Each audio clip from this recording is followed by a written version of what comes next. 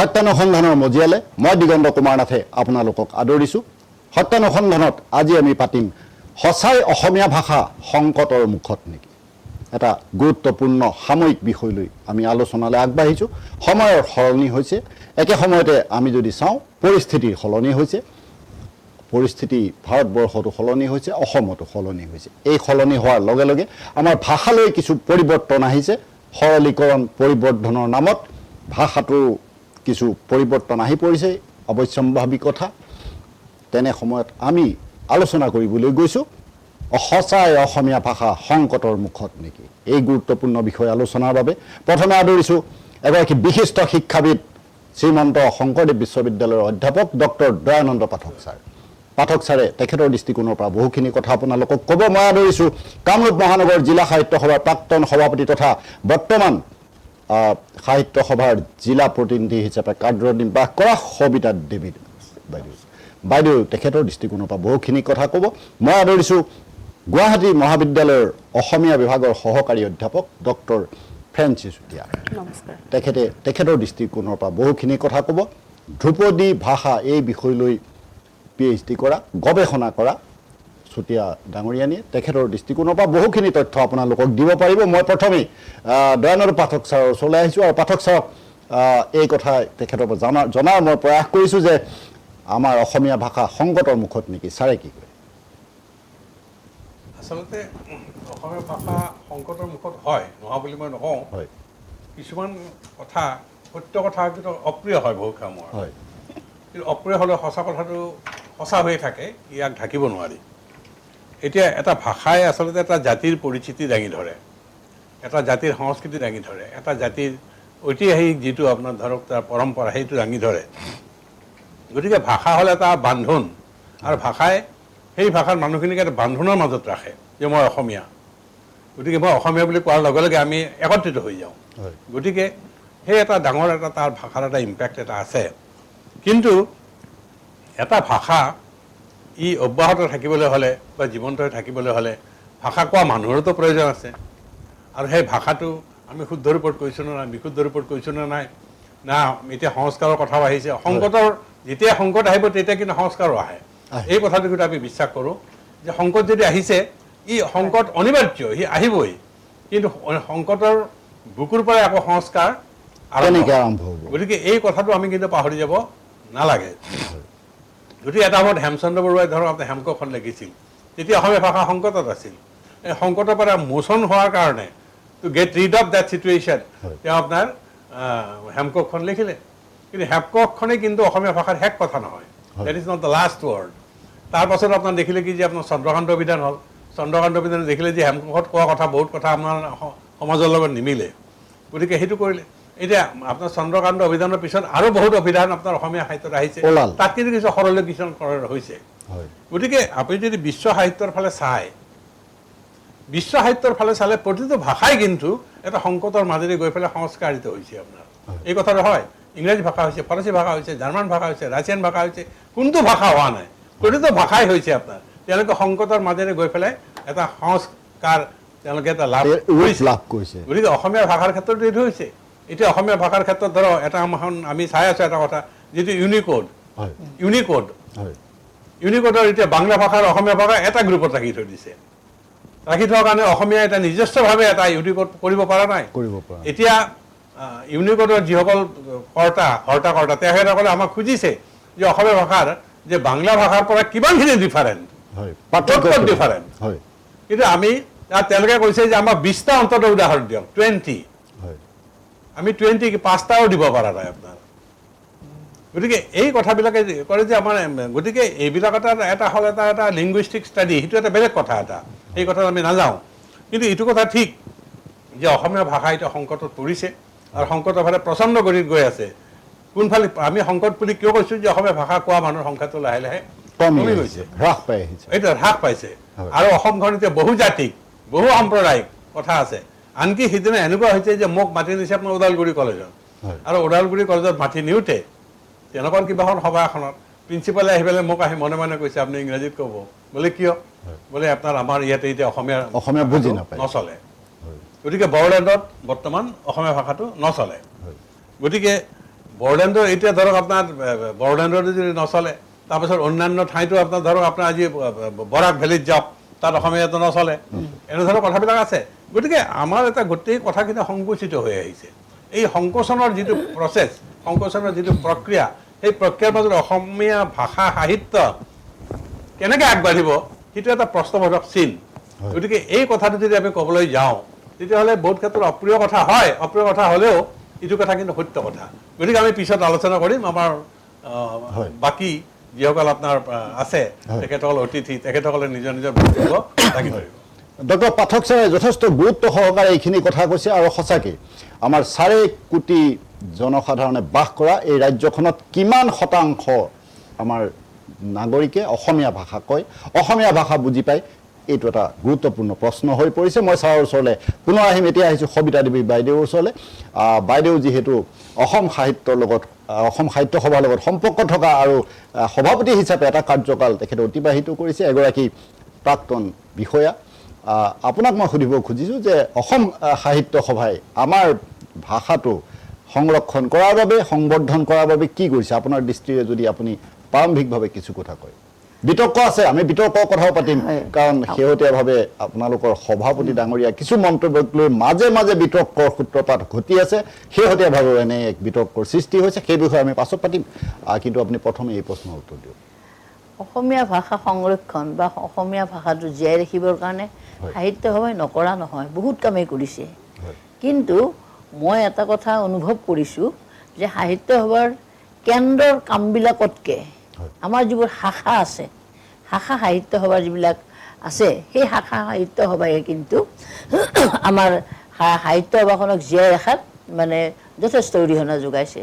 যেনে মই আপোনাক উদাহৰণেৰে ক'ব পাৰোঁ যে বৰ্তমান অসমত প্ৰায় 1000 শাখা আছে আৰু সৰু সৰু শাখা সেই শাখাবিলাকে প্ৰতি মাহত 2টাকে বৈঠক পাতে বা কোনোবা এটাকে বৈঠক পাতে সেই বৈঠকবিলাকত সৰু সৰু আমাৰ যিবিলাক নৱপ্ৰজন্ম তেওঁলোকক আহ্বান কৰে আৰু তেওঁলোকক মাতে তেওঁলোকৰ মাজত সাধু কোৱা প্ৰতিযোগিতাই হওক তেওঁলোকক চুটলিপি দিয়ে বানান প্ৰতিযোগিতা পাতে আমাৰ গল্প কবিতাৰ প্ৰতিযোগিতা পাতে প্ৰবন্ধ লিখা প্ৰতিযোগিতা পাতে এইবিলাকৰ পৰা কি হয় যে এটা যদি আমি সৰু ল'ৰা ছোৱালীক যাতে আমি কৰোঁ মানে আমি আৰম্ভ কৰোঁ তেতিয়া সেই ল'ৰা ছোৱালীবিলাকৰ কি হয় ঘৰখনেও প্ৰতিযোগিতা বুলি কোৱাৰ লগে লগে ঘৰখনৰ মানুহবিলাকো ল'ৰা ছোৱালীবিলাকৰ লগত লাগি যায় তেওঁলোকৰ এনেকুৱা ভাৱ যে প্ৰতিযোগিতাত আমাৰ সন্তানটোৱে ভাল এটা ৰিজাল্ট কৰিব লাগিব বা ভাল ফলাফল আশা কৰি পেলাই তাৰ লগে লগে কি হয় ঘৰৰ গোটেই মানুহখিনি অসমীয়া ভাষাটোৰ লগত সংক্ষিপ্ত হৈ যায় আৰু এইটো এটা ডাঙৰ কথা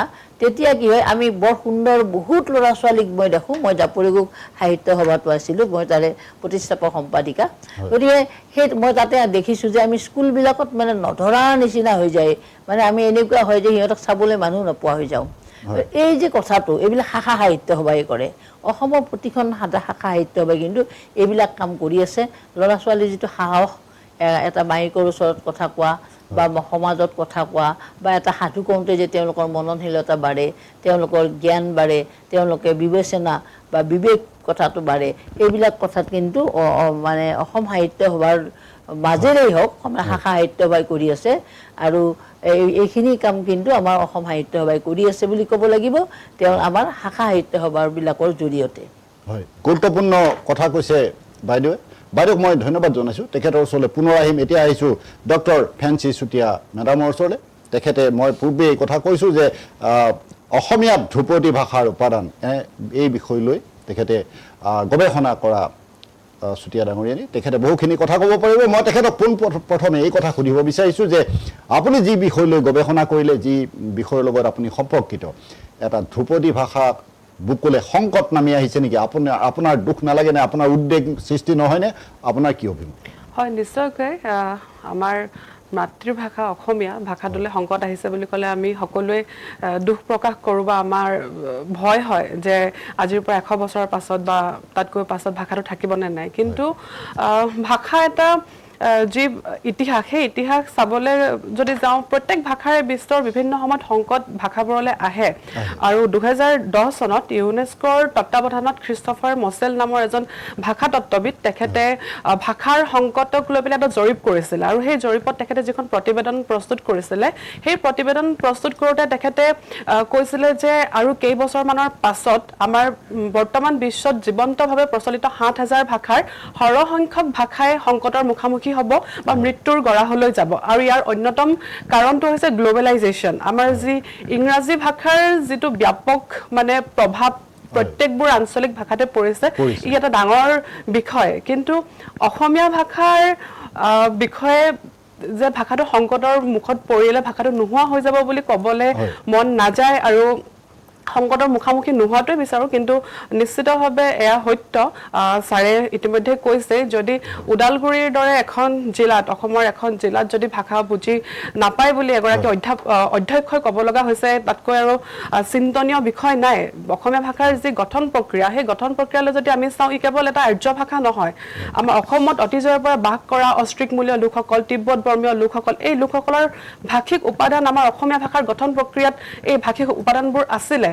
আৰ্য অনাৰ্য উভয় উপাদানৰ সংমিশ্ৰণত অসমীয়া ভাষাৰ গঠন হৈছিলে গতিকে যি সকল অধিভাষীৰ উপাদানৰ জৰিয়তে যিসকল অধিভাষীৰ জৰিয়তে ভাষাটো গঠন হৈছিলে সেই অধিভাষীয়ে যদি আজি ভাষাটো বুজি নোপোৱা এটা পৰ্যায়লৈ গৈছে ই নিশ্চিতভাৱে চিন্তনীয় বিষয় কিন্তু আমি ভাবোঁ এতিয়াও আমাৰ দেৰি হোৱা নাই কৰিবলগীয়া সময় আছে আমাৰ ভাষাটো ইতিমধ্যে ধ্ৰুপদী স্বীকৃতি লাভ কৰিছে 2024 চনৰ 3 অক্টোবৰ তাৰিখে গতিকে ধ্ৰুপদী স্বীকৃতি পোৱাৰ লগে লগে ভাষাটোৱে ৰাষ্ট্ৰীয় আৰু আন্তঃৰাষ্ট্ৰীয় পৰ্যায়ত এটা মৰ্যাদা সম্পন্ন ভাষা বা প্ৰাচীন ভাষাৰূপে স্বীকৃতি লাভ কৰিলে কিন্তু এইটো সত্য যে অকল এটা স্বীকৃতিয়ে ভাষা এটা জীয়াই ৰাখিব নোৱাৰে পৃথিৱীত এতিয়াও এনে ভাষা আছে ধ্ৰুপদী ভাষা হিচাপে স্বীকৃত ভাষা যিবোৰ ভাষা বৰ্তমান মৃত ভাষা যিবোৰ ভাষা কথ্য ৰূপত ব্যৱহাৰ নহয় যেনে আমি সংস্কৃত ভাষাটো এটা কথ্য ৰূপত একেবাৰে ব্যৱহাৰ নহয় বুলি ক'লেও ভুল হ'ব কেৱল সাহিত্যৰ ভাষা বা এটা বিষয় হিচাপে সংস্কৃত ভাষাটো ৰৈ গৈছে আমি ভাৰতীয় প্ৰেক্ষাপটতে দেখিছোঁ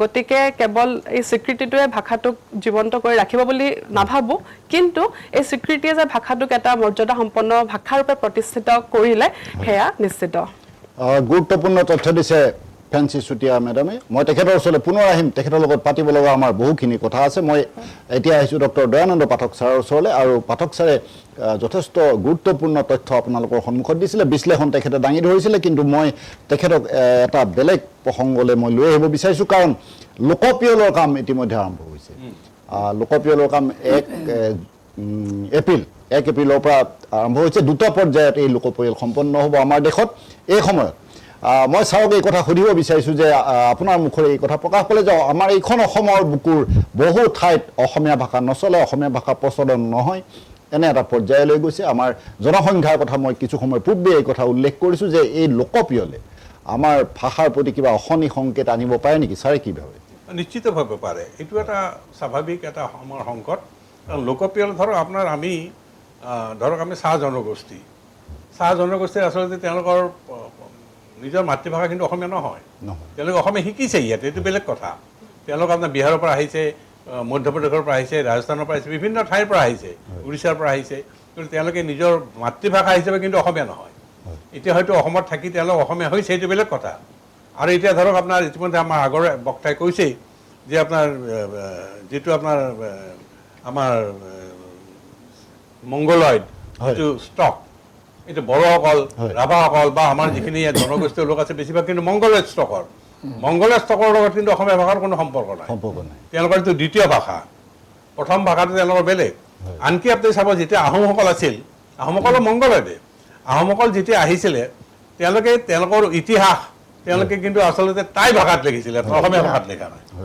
তেওঁলোকে টাই ভাষাত লিখিছে আনকি তেওঁলোকৰ একেবাৰে শেষৰ পৰ্যন্ত তেওঁলোকে দেখিলে যে অসমৰ যদি থাকিবলৈ অসমৰ লগত অলপ এডজাষ্টমেণ্ট কৰিব লাগিব নহ'লে আমাৰ অলপ শাসন কৰাৰ দিগদাৰী হ'ব সেইকাৰণে তেওঁলোকে টাই নাম এটাতে তেওঁলোকৰ আছে চুহুংমুং তেওঁলোকৰ টাই ভাষাৰ নাম এটা আছে তাৰ লগত এটা হিন্দু নাম এটা নাম এটা লৈছে কিন্তু সেই ভাষাটো বাদ দিয়া নাই আৰু এতিয়াও অসমসকলৰ কি যে তেওঁলোকৰ যিবিলাক ৰীতি নীতি বহুত ক্ষেত্ৰত আমাৰ যিটো ধৰণত আমি চলোঁ তেওঁলোকে অলপ বেলেগ তাত মেডাম মেফি বা এনেধৰণৰ উৎসৱবিলাক আছে গতিকে সাংস্কৃতিকভাৱেও কাৰণ ভাষাৰ লগত সংস্কৃতিৰ সম্পৰ্ক এটা আছে ভাষাৰ লগত ইতিহাসৰ সম্পৰ্ক এটা আছে, ওতঃপ্ৰোত সম্পৰ্ক এটা আছে। আমি যেতিয়া চেৰেডিত MA পঢ়িবলৈ যাওঁ, আমাৰ শিক্ষকে কিন্তু এটা কথা আমাক কৈ দিছিল যে তোমালোকে সাহিত্যৰ ছাত্ৰ হয়, কিন্তু তাতকৈ ডাঙৰ কথা তোমালোকে ইতিহাসৰ ছাত্ৰ হয়, এই কথা তোমালোকে পাহৰি নাযাবা। আৰু তোমালোকে যদি পাহৰি যোৱা যে তোমাৰ ইউ আৰ নট মানে ফ্ৰম হিষ্ট্ৰী ডিপাৰ্টমেণ্ট, তেতিয়াহ'লে you cease to be a student of English literature, এনেকৈ আমাক কৈছিল, একদম খুব গাৰ জোৰেৰে কথাটো কৈছিল। আৰু সেইকাৰণে আমি সাহিত্যৰ লগত ইতিহাস, সাহিত্যৰ লগত সংস্কৃতি, সাহিত্যৰ লগত লোক সংস্কৃতি, এই গোটেইবিলাক সাঙুৰি পেলাইহে আচলতে সাহিত্যৰ সৃষ্টি হয়। কিন্তু এতিয়া হৈছে কি, যিটো লোকপিয়লত অসমীয়া মানুহৰ সংখ্যা কিমান? অসমীয়া ভাষা অৰ্থাৎ যাৰ ফাৰ্ষ্ট লেংগুৱেজ, প্ৰথম ভাষা, কিমানখিনি হ'ব? আৰু এতিয়া ধৰক যিটো আমি চৰ অঞ্চল বুলি কৈছোঁ, চৰ অঞ্চলত কিন্তু যিখিনি লোক আছে তেওঁলোকে অসমীয়া ভালকৈ জানে, কিন্তু তেওঁলোকৰ সেইটো কিন্তু দ্বিতীয় ভাষা। আৰু তেওঁলোকক যদি লোকপিয়লৰ অফিচাৰসকলে যদি তেওঁলোকৰ মাতৃভাষাটো কি? কাৰণ তেওঁলোকে যেতিয়া মাকৰ লগত কথা পাতে, দেউতাকৰ লগত কথা পাতে, তেওঁলোকে অসমীয়াত কথা নাপাতে, তেওঁলোকে নিজা ভাষাত কথা পাতে, তেওঁলোকৰ ফাৰ্ষ্ট লেংগুৱেজত কথা পাতে। গতিকে তেওঁলোকে যদি কৈ দিয়ে যে আমাৰ মাতৃভাষা বাংলা, অসমীয়া নহয়, তেতিয়া কিন্তু অসমীয়া মাইনৰিটি হৈ যাব। এই কথাটো একেবাৰে ধ্ৰুৱ সত্য বুলি আপুনি ধৰি একেবাৰে সত্য কথা। গতিকে এই কথাটো আছে। আৰু মই ইয়ালৈ আৰু এটা উদাহৰণ দিম। কিন্তু গহপুৰত এখন কিবা সভা এখনত মোক মাতিলে, মই গ'লোঁ। যাই পেলাই তাৰমানে যে আপোনালোকৰ লাইব্ৰেৰীটো চাওঁ, লাইব্ৰেৰীটোত আপোনাৰ এখনো অসমীয়া নিউজ পেপাৰ নাই, চব বাংলা নিউজ পেপাৰ আছে, হিন্দী নিউজ পেপাৰ আছে। আপুনি চাওক, অসমীয়া নিউজ পেপাৰ তাত নপঢ়ে আপোনাৰ। গতিকে আমি সংকুচিত হৈ গৈ আছোঁ। আৰু তাৰ কাৰণে যে কেৱল তেওঁলোকক মই দোষ দিছোঁ সেইটো কথা নহয়, আমি নিজেও দায়ী তাৰ কাৰণে। এতিয়া এনেকুৱা হৈছে যে বহুত আমাৰ ধৰক থানেশ্বৰ বড়োৰ আণ্ডাৰত মই বড়ো ভাষা শিকিছিলোঁ। মই 1 বছৰ বড়ো ভাষা শিকিছিলোঁ আপোনাৰ তেওঁৰ আণ্ডাৰত। তেওঁ আমাক এই কথাটো কৈছে যে এখন গাঁৱত 2জন খেতিয়ক, এজন অসমীয়া খেতিয়ক, এজন বড়ো খেতিয়ক। বড়ো খেতিয়কজনে অসমীয়া ভাষাত কথাটো কয়, কিন্তু অসমীয়াজনে বড়ো ভাষাত চাব দেই। এই যিটো এটা চুপিৰিয়ৰিটি কমপ্লেক্স, এই কথা এটা আছে। আৰু অসমীয়া যেতিয়া বড়োজনে যাব নমস্কাৰ কৰি পেলাই গুচি যায়, কিন্তু অসমীয়াজনে অন্তত খুলুংবাই শব্দটো ক'ব পাৰিলেহেঁতেন যে খুলুংবাই, এই কথাটো তেওঁলোকে নকয়। গতিকে আমাৰ এটা এলাৰ্জি এটা আছে যে বড়ো ভাষাটো আমি নিশিকোঁ, কিন্তু বড়ো ভাষা শিকিলেতো অসমীয়া শিকি আছে আপোনাৰ। আজি আমাৰ বড়ো লোক আপোনাৰ অসম সাহিত্যৰ সভাপতি হৈছে আপোনাৰ। গতিকে এই কথাবিলাক কিন্তু আছে। বোধ কৰোঁ এনেধৰণৰ সংকটৰ মাজেৰে আমাৰ এটা আত্মসমালোচনাৰ ভাৱ এটা জাগ্ৰত হোৱাটো মই ভাবোঁ যে বাঞ্ছনীয়। আৰু সেই আত্মসমালোচনা যদি আমি নকৰোঁ, আত্মবিশ্লেষণ যদি আমি নকৰোঁ, আৰু এই সংকটত আমি আহিছোঁ, এই সংকটৰ মাজেৰে আমাৰ সেই আত্মসমালোচনামূলক যিটো way of looking at things, আমাৰ যিটো দৃষ্টিভংগী, সেইটো আৰু বেছি খৰস্ৰোতা হ'ব বুলি মই ভাবিছোঁ। আৰু মই ভাবোঁ যে আমাৰ যিটো আমাৰ চেঞ্চাছৰ কথা কৈছে, চেঞ্চাছ মইতো ভাবোঁ এইটো বহুত নতুন কথা ইয়াত আহিব। আৰু গতিকে মইতো ভাবোঁ আৰু সেই যিটো আপোনাৰ চৰ অঞ্চলৰ মানুহখিনিক আমি যি ধৰণে তেওঁলোকক ৰাজনৈতিকভাৱে নিন্দা কৰিছোঁ, ৰাজনৈতিকভাৱে তেওঁলোকক গ্লানি দিছোঁ, তেওঁলোকে কিন্তু যদি প্ৰতিশোধমূলক ভাৱ এটা লৈ লয়, অসমীয়া ভাষা কিন্তু মাইনৰিটি হৈ যাব। অসমীয়া ভাষা ৰক্ষা কৰাটো কঠিন হৈ পৰিব। গুৰুত্বপূৰ্ণ কথা কৈছে ডক্টৰ পাঠক ছাৰে। ছাৰৰ ওচৰলৈ মই পুনৰ আহিম। আৰু এই প্ৰসংগতে মই সবিতা দেৱী বাইদেউৰ ওচৰলৈ আহিছোঁ। বাইদেৱে খং খাব নালাগে, বাইদেউক মই সুধিব লগা এটা কথা আছে। কাৰণ মিয়াক মূল সুঁতিৰ অসমীয়া হিচাপে প্ৰতিপন্ন কৰিবলৈ গৈ আপোনালোকৰ সভাপতি ডাঙৰীয়াই যি মন্তব্য প্ৰকাশ কৰিলে, সেই মন্তব্যৰ প্ৰতিক্ৰিয়া এতিয়াও মাৰ যোৱা নাই। ভাষাৰ প্ৰতি অহা এনে সংকটৰ কাৰণে এই সভাপতি ডাঙৰীয়া এনে কৰিলে নেকি? আপুনি কি ভাবে? মই ভাবিবলগীয়াটো বহুত আছে। প্ৰথমতে মই কওঁ যে আমাৰ অসম সাহিত্য সভাৰ সভাপতি, তেখেতৰ কথা পাতিবলৈ বা তেখেতৰ কিবা কোৱাৰ মোৰ ধৃষ্টতা আচলতে নাই। সেইটো মই ব্যক্তিগতভাৱে তেখেতক নমস্কাৰ জনাওঁ। কিন্তু তেখেতে যোৱা কথাটোত যদি পেপাৰত যিটো দিছে বা মানুহৰ মুখে মুখে যিটো কথা চৰ্চা হৈছে, এইটো নিঃসন্দেহে খুব ভাল কথা হোৱা নাই। কাৰণ যিটো কথা তেখেতে কৈছে, মই অলপ আগবাঢ়ি যাবলৈ কথা ক'ব লাগিব। মই এমপ্লয়মেণ্ট অফিচাৰ হিচাপে বহুত বছৰ কাম কৰিছিলোঁ। তাত আমি প্ৰত্যেক দিনাই মানে আমি হেৰি কৰিছিলোঁ, মানে ৰেজিষ্ট্ৰেশ্যন কৰোঁ ল'ৰা ছোৱালীৰ। কেতিয়াবা 1000 হয়, যেতিয়া চাকৰি এটা ওলায় অসম চৰকাৰত তেতিয়া বহুত ল'ৰা ছোৱালী হয়, কেতিয়াবা 500, কেতিয়াবা 200, কেতিয়াবা 300, এনেকুৱা মুঠতে আমি দিনটো একো উশাহ ল'বলৈ বাকী নাথাকে। তেতিয়া একাংশ তাৰে মাজত ল'ৰা ছোৱালী হেৰি থাকে, মিয়া ল'ৰা ছোৱালীও থাকে। তেওঁলোক আমাৰ ওচৰলৈ আহে। তেওঁলোকে কিন্তু আচৰিত কথা, ফৰ্মখনো ফিল আপ কৰিব নোৱাৰে, নাজানে। আচ্ছা, ফৰ্মখন ফিল আপ কৰা আমাৰ মানুহ আছে, আমাৰ এনেকুৱা এটা হেৰি নিয়ম আছে যে যোনে নোৱাৰে তেখেতসকলক আমি কৰি দিব লাগে, সেই কৰি দিলোঁ। কিন্তু তাৰপিছত তেওঁলোকে কিন্তু আমি কিবা কথা সুধিলে তেওঁলোকে একো নাজানে। অসমীয়া ভাষাটো কি বা আমাৰনো সাহিত্য সভাৰ সভাপতি কোন, লক্ষ্মীনাথ বেজবৰুৱা কোন, আমাৰ তেনেকুৱা হেৰি আমাৰ ভূপেন হাজৰিকা কোন, এইবিলাক তেওঁলোকে নাজানে। তেওঁলোকে একোৱেই নাজানে, খালি তেওঁলোকে কিন্তু আচৰিত কথা তেওঁলোকে মেট্ৰিক পাছ কৰে। আৰু আকৌ অকণমান মই অলপ এই কথাটো তাৰমানে তেওঁলোকে এটা মানে কবচ পিন্ধি লৈছে যে ইয়াত আমি থাকিবলৈ এটা ঘৰ লাগিব, আমি ইয়াত থাকিব লাগিব। যদি অসমীয়া ভাষাটো আমি প্ৰলেপ হিচাপে আমি লগাই নলওঁ তেতিয়াহ'লে আমি ইয়াত থাকিব নোৱাৰিম, আমাক কোনে অসমীয়া বুলি নক'ব। ইয়াত অসমীয়া ভাষাটোৰ প্ৰতি তেওঁলোকৰ কোনো আন্তৰিকতা নাই, আৰু এইটোও ভাষা সাহিত্য আগুৱাই নিব বুলি মই কেতিয়াও নাভাবোঁ। আৰু এটা কথা, আমি যেতিয়া এক্সটাৰ্নেল ইভেলুৱেটৰ হৈ পেলাই গুণোৎসৱৰ সময়ত যাওঁ, বহুত চৰ অঞ্চললৈ গৈছোঁ, তাত মই দেখা পাইছোঁ অলপ দূৰে দূৰে একোখন স্কুল, কিন্তু সেই স্কুলবিলাকত যেতিয়া আমাক একোখন ফৰ্ম দিয়ে বা তেওঁলোকৰ মাজত যিবিলাক পৰীক্ষা লওঁ, সেই পৰীক্ষাৰ সময়ত যেন আমি স্কুলৰ শিক্ষকসকলকহে পৰীক্ষা ল'বলৈ যাওঁ, ইমান ল'ৰা ছোৱালী থাকে বা ইমানখিনি মানুহ থাকে, কিন্তু ল'ৰা ছোৱালীবিলাকক চব কি কৰিবলৈ আহিছে জানে, নকল দিবলৈ আহে। আমি ৰুমত বহি থাকোঁ, তেওঁলোকে আমাক কিন্তু বহুত আতিথ্য দিয়ে, কিন্তু অকণমান আমি এইফালে আহিলে দেখোঁ একদম গোটেই খিৰিকীৰ মুখে মুখে শিক্ষকসকল তেওঁলোকে ল'ৰা ছোৱালীক ধুম নকল দি আছে। মানে কি পৰীক্ষাটোত পাছ কৰিব লাগিব, স্কুলখনে A গ্ৰেড পাব লাগিব, তেওঁলোকৰ স্কুলখন কেঞ্চেল হ'ব নালাগিব। গতিকে এইবিলাকৰ পৰা মানে মই ভাবোঁ যে তেওঁলোকৰ আচলতে কোনো আন্তৰিকতা নাই। তেওঁলোকে অসমৰ সাহিত্য সভাগটো যে জীয়াই নাৰাখে, আমাৰ ভাষাটোকো জীয়াই নাৰাখে, তেওঁলোকে বিচাৰি আছে যে আমাক কেনেকৈ ইয়াত আমি খোপনি পুতিব পাৰোঁ। এইটোৱে তেওঁলোকৰ একদম মুখ্য আৰু অন্তৰৰ উদ্দেশ্য। কাৰণ আমি বহুত বছৰ এইবিলাকৰ লগত থাকি থাকি গম পাইছোঁ। গতিকে ছাৰে কিয় কেনেকৈ কি কথাত ক'লে মই নাজানো, ছাৰক আমি যথেষ্ট শ্ৰদ্ধা কৰোঁ বা তেখেতে বহুত জানা বুজা মানুহ, কিন্তু কিয় এনেকুৱা কথা এটা হ'ল যে ইমান বিতৰ্ক হ'বলগীয়া অসম সাহিত্যত বাহিৰত ভিতৰত মই নাজানো। গতিকে এইখিনিয়ে মই ক'লোঁ মানে এই বিষয়ত। হয় বাইদেউ, ধন্যবাদ জনাইছোঁ।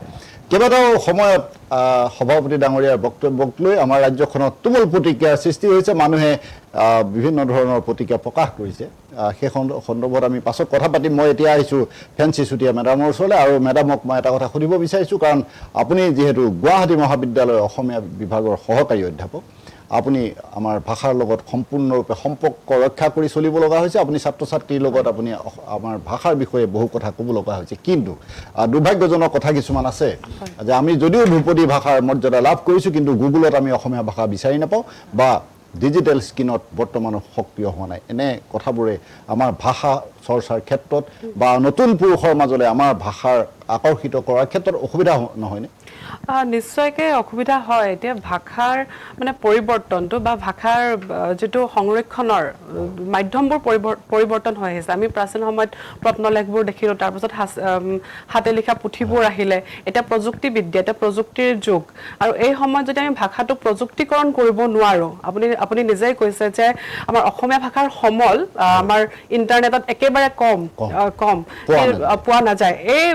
এইবিলাক ক্ষেত্ৰত আমাৰ কৰণীয় যথেষ্টখিনি আছে। আৰু ছাত্ৰ ছাত্ৰীসকলৰ মাজত দেখা পাওঁ যে তেওঁলোকৰ যিটো কিতাপ পঢ়াৰ যিটো আগ্ৰহ, সেই আগ্ৰহটো কিন্তু কমি আহিছে, আৰু তেওঁলোকে PDF, পেন ড্ৰাইভ, মানে যিবোৰ প্ৰযুক্তিৰ ওপৰত তেওঁলোক নিৰ্ভৰশীল বৰ্তমান। গতিকে তেওঁলোকৰ লগত যদি আমি মিলাই চলিবলৈ যাওঁ, তেতিয়াহ'লে কিন্তু আমাৰ ভাষাৰ যিবোৰ সমল, আমি ভাষাটোৰ ইতিহাস, আটাইখিনি বস্তু কিন্তু মানে ইণ্টাৰনেটত এটা উপলব্ধ নহ'লে মানে এইটো এটা হেৰাই যাব বুলি ক'ব পাৰি। যিহেতু কিতাপ প্ৰকাশ পাই আছে, কিতাপ লিখি আছে, কিন্তু কিতাপ মানে পঢ়াৰ যি আগ্ৰহ, সেই আগ্ৰহ কমি আহিছে। গতিকে প্ৰযুক্তিৰ ক্ষেত্ৰত আমি প্ৰযুক্তিকৰণৰ ক্ষেত্ৰত যথেষ্টখিনি গুৰুত্ব দিব লাগিব, আৰু বিভিন্ন ক্ষেত্ৰত ভাষাটোৰ চৰ্চা প্ৰচাৰ কেৱল আমাৰ অসমত নহয়, ৰাষ্ট্ৰীয় আন্তঃৰাষ্ট্ৰীয় পৰ্যায়ত আমি ভাষাটো কি ধৰণে প্ৰতিষ্ঠা কৰিব পাৰোঁ সেই বিষয়ে আমি গুৰুত্ব দিব লাগিব। আমি বিভিন্ন সময়ত চেমিনাৰ পাতোঁ, কিন্তু সেই চেমিনাৰখন কিমান দূৰ ফলপ্ৰসূ হয়, ৰাষ্ট্ৰীয় পৰ্যায়ৰ চেমিনাৰ, আন্তঃৰাষ্ট্ৰীয় পৰ্যায়ৰ চেমিনাৰ পতা হয়, কিন্তু চেমিনাৰখন কিমান দূৰ ফলপ্ৰসূ হয় সেয়াও এটা মানে প্ৰশ্নবোধক চিন। আৰু অসমীয়া বিষয়টোৰ প্ৰতি ছাত্ৰ ছাত্ৰীৰ যি আগ্ৰহ, মানে এতিয়া যিটো প্ৰজন্ম, সেই প্ৰজন্মটোৰ হাততে ভাষাটোৰ ভৱিষ্যত নিৰ্ভৰশীল, কিন্তু সেই প্ৰজন্মটোৰ ভাষাটোৰ প্ৰতি এটা অনীহা আমি দেখিবলৈ পাইছোঁ। অনীহাৰ কাৰণ যথেষ্ট, তাৰ কাৰণে আমি অকল ছাত্ৰ ছাত্ৰীসকলক দোষ দিলেও নহ'ব বা অভিভাৱকসকলক দোষ দিলেও নহ'ব, কাৰণ ভাষাৰ লগত অৰ্থনীতিটো জড়িত হৈ থাকে। যদি আমাৰ ছাত্ৰ ছাত্ৰীসকল বা অভিভাৱকসকলে এইটো তেওঁলোকে ভাবিব নোৱাৰে যে অসমীয়া ভাষাত পঢ়ি বা অসমীয়া মাধ্যমত পঢ়ি আমি অৰ্থনৈতিকভাৱে স্বাৱলম্বী হ'ব পাৰিম বা আমি এটা স্বাৱলম্বিতাৰ পথ বিচাৰিব পাৰিম সেই যিটো এটা ছিকিউৰিটি লাগে মানুহক জীৱনৰ সেই বস্তুটো আমাৰ লাহে লাহে নোহোৱা হৈ আহিছে সেইকাৰণে ছাত্ৰ ছাত্ৰীসকল ইংৰাজী মাধ্যমৰ প্ৰতি বা অন্য ভাষাবোৰৰ প্ৰতিও আগ্ৰহী হোৱাৰ এটা মূল কাৰণ গতিকে এইবোৰ বিভিন্ন দিশ আছে ভাষাটোৰ এই অনীহা যি আগ্ৰহ কমি আহিছে সেই সম্পৰ্কে আমাৰ কৰিবলগীয়া দিশবোৰ আমি অকল কিতাপ লিখিলে নহ'ব কিতাপ পঢ়িলেও নহ'ব ভাষাটোৰ যিটো অৰ্থনৈতিক দিশ এই দিশটোৰ বিষয়ে চাবলগীয়া যথেষ্টখিনি আছে আৰু বিশ্লেষণ কৰিব লাগিব যে কি ধৰণে অৰ্থনীতিকৰণত আমি অসমীয়া ভাষাক ব্যৱহাৰ কৰিব পাৰোঁ এইখিনিতেই মই এটা গুৰুত্বপূৰ্ণ কথা আপোনাৰ ওচৰলৈ লৈ আহিছোঁ যে বৰ্তমান সময়ত আমি বহু ল'ৰা ছোৱালী বহুত দেখা পাওঁ বা বহু কাৰ্যালয়তো এই কথা দেখা পাওঁ যে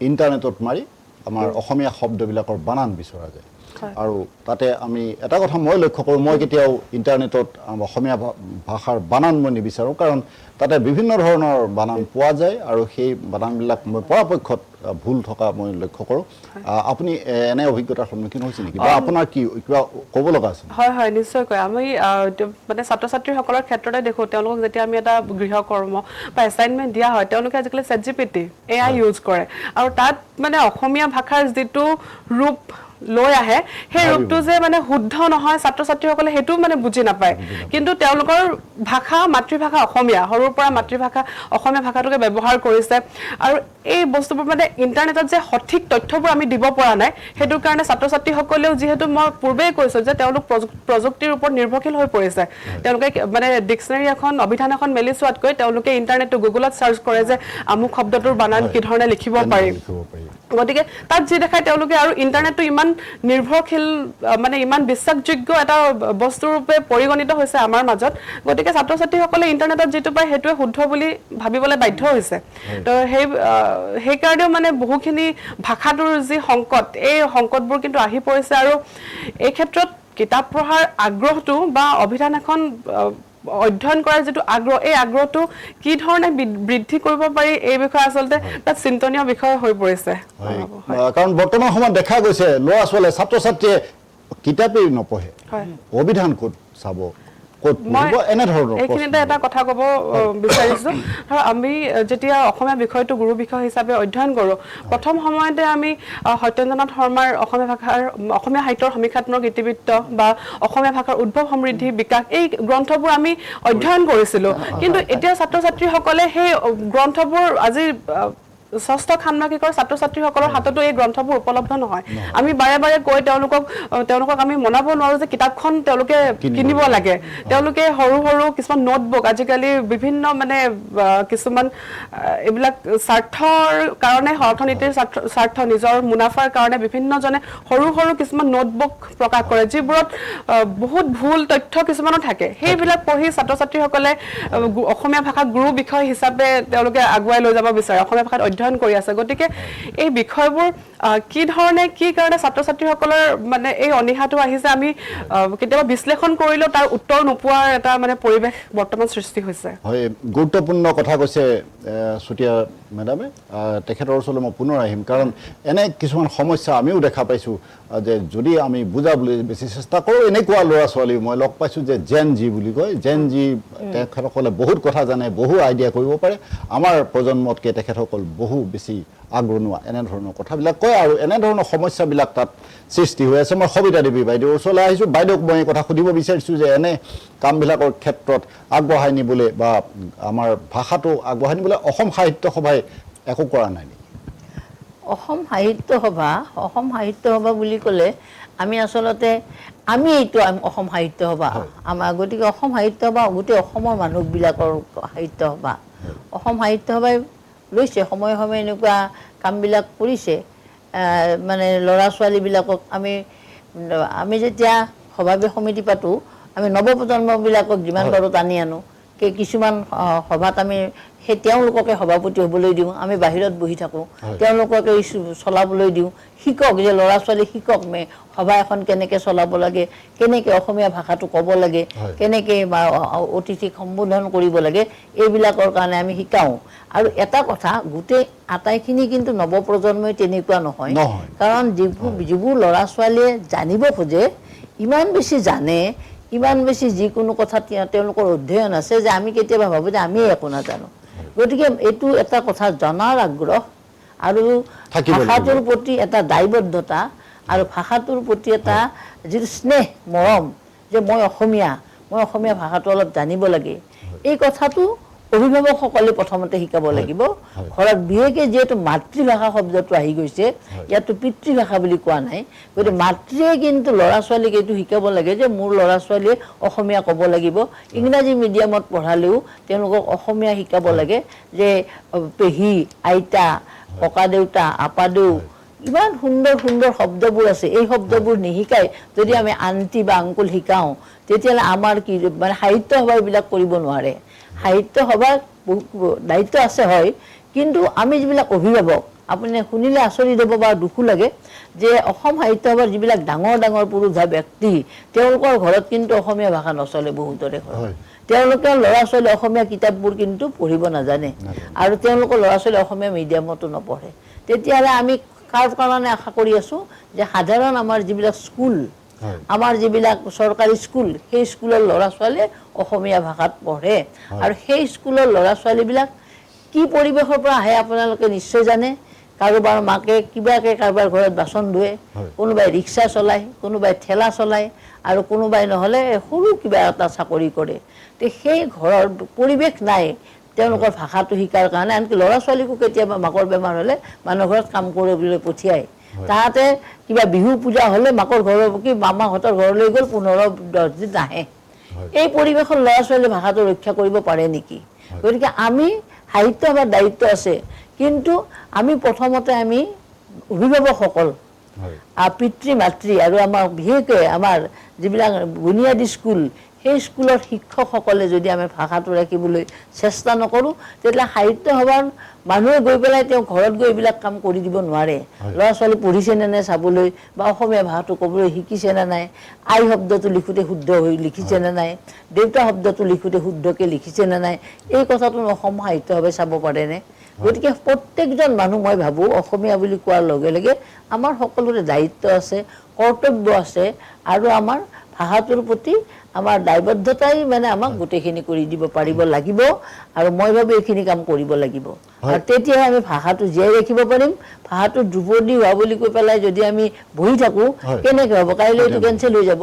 গতিকে সেইকাৰণে মই সকলোকে অনুৰোধ কৰিম আপোনাৰ চেনেলৰ যোগেৰে যে ভাষাটো ৰক্ষা কৰোৱা হওক, এই আন্দোলনে কৰিব লাগে, আৰু সেই আন্দোলনত পদক্ষেপ ল'ব লাগিব। সাহিত্য সভায়ো লৈছে বহুত ক্ষেত্ৰত, মই জনাত বহুত ক্ষেত্ৰত বহুত কামেই কৰিছে সাহিত্য সভাই।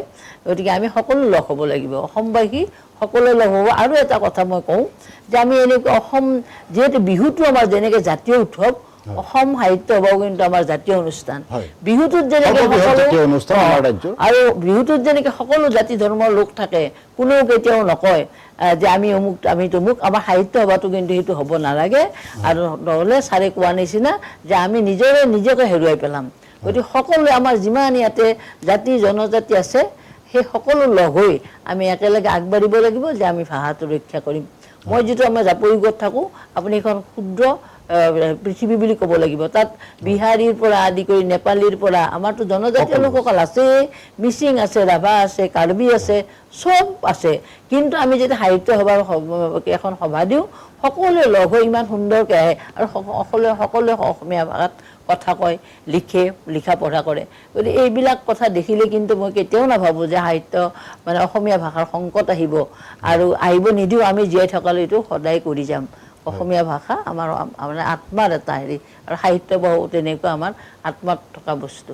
মই ইমানখিনি কৰোঁ। গুৰুত্বপূৰ্ণ কথা কৈছে সবিতা দেৱী বাইদেউৰ ওচৰলৈ মই পুনৰ আহিম, কাৰণ তেখেতে যথেষ্ট গুৰুত্ব সহকাৰে উল্লেখ কৰিছে কাৰোবাৰ ঘৰত বন কৰি বা এনে পৰ্যায়ৰ যিসকল লোকে চৰকাৰী বিদ্যালয়ত নিজৰ সন্তানক অধ্যয়ন কৰে সেইসকল সন্তানক লক্ষ্য কৰি আমি ভাষাটো ৰক্ষা কৰাৰ যুঁজত নামিছোঁ নেকি এটা গুৰুত্বপূৰ্ণ কথা বাইদেৱে উত্থাপন কৰিছে এই প্ৰশ্নই মই ডক্টৰ পাঠক ছাৰৰ ওচৰলৈ লৈ আহিছোঁ পাঠক ছাৰে কি কয় কথাটো হৈছে কি বাইদেৱে যিখিনি কথা কৈছে একেবাৰে ধ্ৰুৱসত্য কথা কৈছে এইখিনি আচল কথা কৈছে যে আমি আত্মসমালোচনাৰ প্ৰয়োজন আছে সাহিত্য সভায়ো আত্মসমালোচনা কৰক অসমীয়া জাতীয় আত্মসমালোচনা কৰক আমি সকলোৱে আত্মসমালোচনা কৰা দৰকাৰ এতিয়া এনেকুৱা হৈছে যে অসমীয়াৰ ধৰক কোনোবা সাহিত্য সভাৰ সদস্য বা তেওঁলোক কিবা তাত লিডাৰশ্বিপ কৰিছে তেওঁলোকৰ সন্তানসকল কিন্তু ইংৰাজী মিডিয়ামত পঢ়িছে এই কথাবিলাকো আছে কিন্তু গতিকে আজি চাওক আপোনাৰ অসম চৰকাৰৰ যিখিনি আপোনাৰ IAS অফিচাৰ ACS অফিচাৰ তেওঁলোকে কিন্তু অসমীয়া ভাষাত যিটো কথা ক'লেহেঁতেন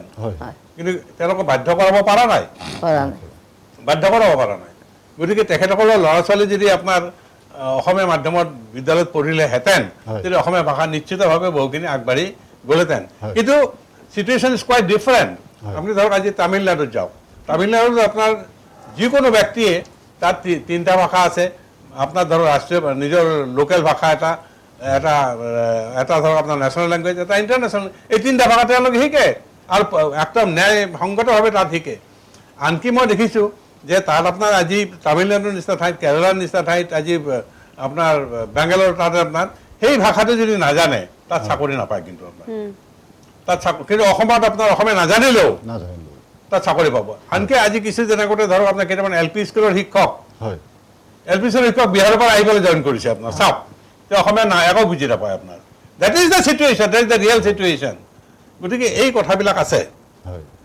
গতিকে এতিয়া চাওক অসম সাহিত্য সভাৰ ময়ো আছিলোঁ এটা সময়ত এতিয়া যেনিবা নাই ডক্টৰ ভূপেন হাজৰিকাৰ লগত মই একেলগে কাম কৰা মই তেতিয়া তেওঁ পত্ৰিকা সম্পাদক হিচাপে মই তেওঁৰ লগত কাম কৰিছিলোঁ তেওঁৰ আগতে আকৌ আপোনাৰ লক্ষ্মীনাথ চৌধুৰী ছাৰৰ লগত মই কাম কৰিছোঁ সেই সময়ৰ চিটুৱেশ্যনটো অলপ বেলেগ আছিল আপোনাৰ সাহিত্য সভাৰ বুলি কোৱাৰ লগে লগে যে আমাৰ মনত এটা এনে এটা গৌৰৱ বোধ কৰিছিল যে আমি মাটিতে আপোনাৰ খেৰ পাৰি পেলাই আমি তাত গৈছিলোঁ সেই চিটুৱেশ্যনৰ যিটো আনন্দ সেই চিটুৱেশ্যনৰ যিটো প্লেজাৰ সেই চিটুৱেশ্যনৰ প্লেজাৰটো কিন্তু এতিয়া হেৰাই গৈছে গতিকে আনকি ধৰক মই এটা কথা কৈছোঁ কি যে এইটো কথা মই অলপ প্ৰাসংগিক বুলি ভাবিছোঁ যেতিয়া লক্ষ্মীনাথ চৌধুৰী যেতিয়া আপোনাৰ গড়েশ্বৰ অধিৱেশনত সভাপতি হ'ল তেওঁ নিয়াৰ কাৰণে এখন ডাঙৰ ৰথৰ নিচিনা এখন গাড়ী প্ৰস্তুত কৰিলে আপোনাৰ কেইবা লাখ টকাৰে তেওঁ যেতিয়া উঠাব বুলি ক'লে তেওঁ কৈছে মই কেলৈ উঠিম আপোনাৰ মোৰ লগত ইমানখিনি মানুহ যাব তেওঁলোকে খোজকাঢ়ি যাব আৰু মই তাত উঠি যাম মই কেতিয়াও নুঠো ইয়াত আপোনাৰ তেওঁ কেতিয়াও নুঠিলে আপোনাৰ নুঠি পেলাই খোজকাঢ়ি গৈছে আপোনাৰ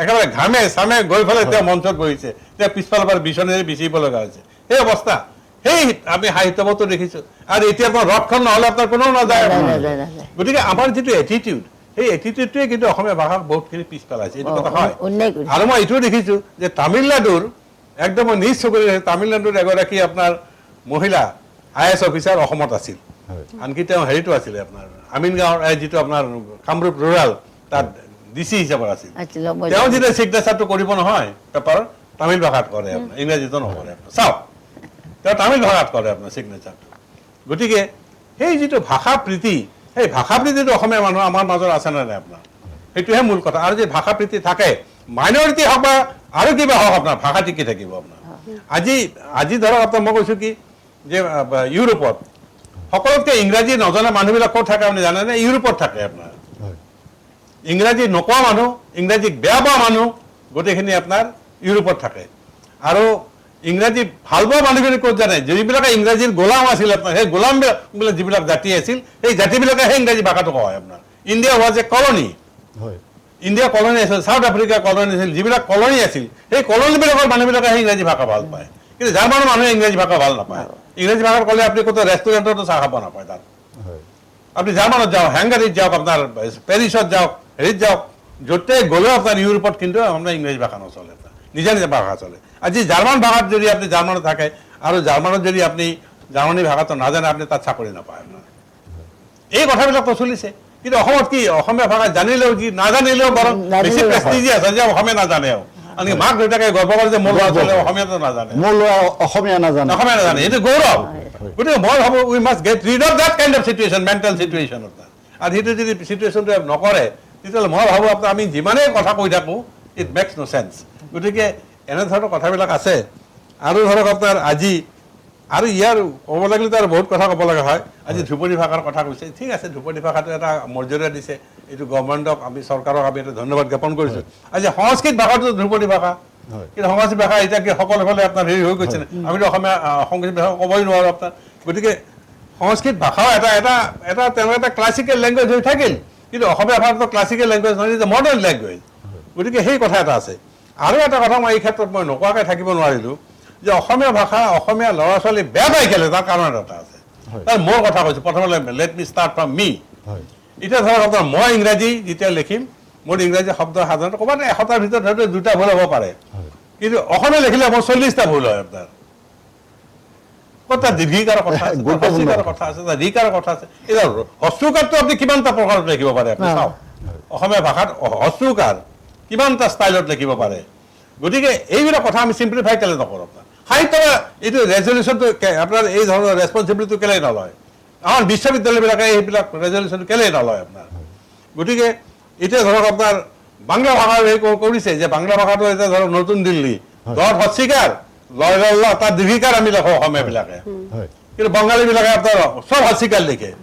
এতিয়া ধৰক আমাৰ যিটো আমাৰ মই এগৰাকী ব্যক্তিক অতি শ্ৰদ্ধাৰে কওঁ, ভগৱান চন্দ্ৰ মহল, মোৰ কলেজৰ প্ৰিন্সিপাল আছিল। ভগৱান চন্দ্ৰ মহলে কৈছে যে অসমীয়া ভাষাত দীৰ্ঘিকাৰটো কেনেকৈ আহিল এইটো ভগৱানেহে জানে আপোনাৰ। দীৰ্ঘিকাৰতো কোনো ব্যৱহাৰেই নাই আপোনাৰ প্ৰাচীন অসমত।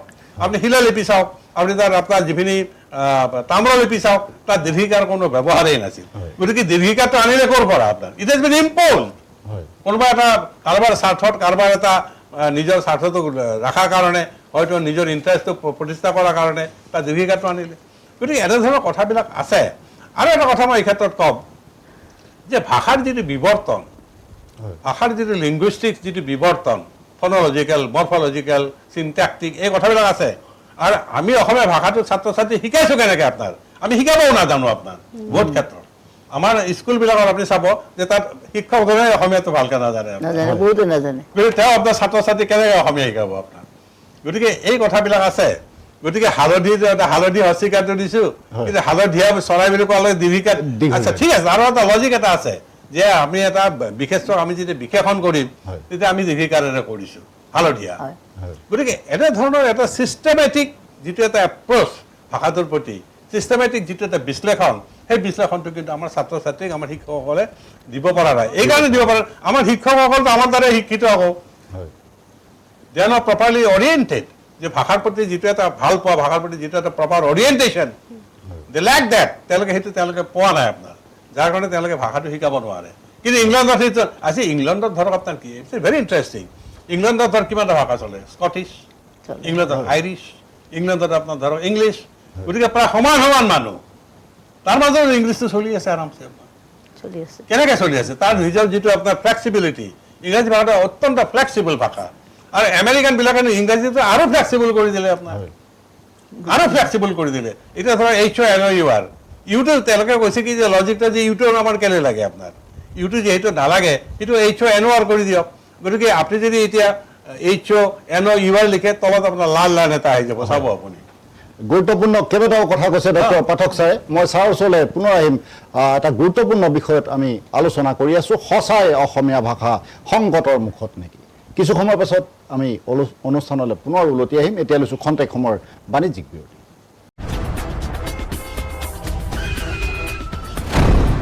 এক্সিডেণ্টৰ পৰা বাচিলা হয়, কিন্তু এই ধোঁৱা ধূলি সোপাৰ পৰা কেনেকৈ বাচিবা হে? এইবোৰে কলিজা হাওঁফাওঁ চব খাব, বুজিছা? হাৰ্ট এটেক হৈ মৰিব লাগিব। মোৰ চকুকেইটাও পুৰিছে, বুজিছেনে? মুঠৰ ওপৰত মৰণ ফান, উশাহৰ বায়ুকণো বিষাক্ত হ'ল। বিষাক্ত হ'ল বুলি নক'ব, আমাৰ কিছুমান কাম কাজেহে বায়ু বিষাক্ত কৰিলে। প্ৰদূষিত বায়ুৰ ফলত হৃদযন্ত্ৰ, হাওঁফাওঁ, মস্তিষ্ক, যকৃত, বৃক্ক আদি ৰোগত আক্ৰান্ত হোৱাৰ লগতে মৃত্যুৰ কাৰণো হ'ব পাৰে। আমি তেনে কাম কাজৰ কিবা একোটা হয়, প্ৰদূষণ ৰোধী ব্যৱস্থা ল'ব লাগিব। আহক আমি বায়ু প্ৰদূষণ ৰোধ কৰোঁ। অসম প্ৰদূষণ নিয়ন্ত্ৰণ পৰিষদৰ দ্বাৰা প্ৰচাৰিত। स्कैमर्स की विकेट टपकाने की कोशिशें जारी, क्या होगी समाप्त बल्लेबाजों की पारी? हेलो मैडम, बिजली विभाग से बोल रहा हूँ। इस लिंक पर पैसे भरे वरना बिजली कट जाएगी। बिजली कट जाएगी? बिजली कट जाएगी बोल रहे? टेंशन का माहौल, बल्लेबाज जाल में फंसते हुए। काट दो।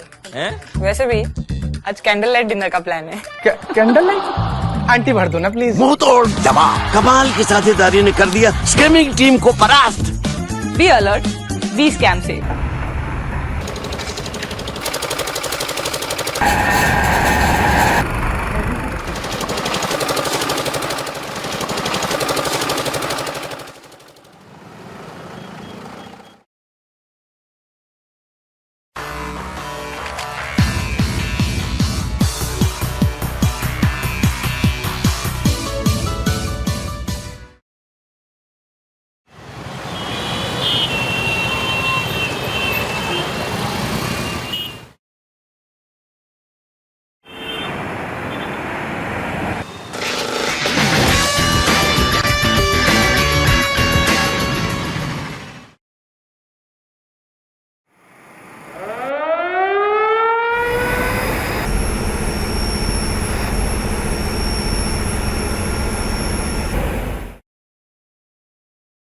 অসম প্ৰদূষণ নিয়ন্ত্ৰণ পৰিষদৰ দ্বাৰা প্ৰযোজিত আৰু প্ৰচাৰিত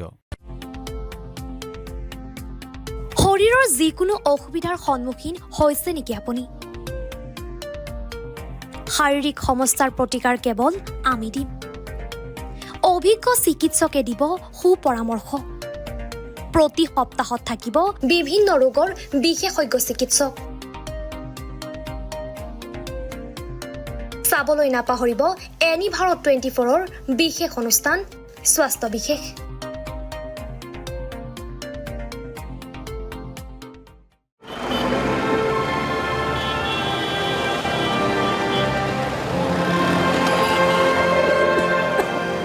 গোটেইখন ধোঁৱা ধোঁৱা হ'ল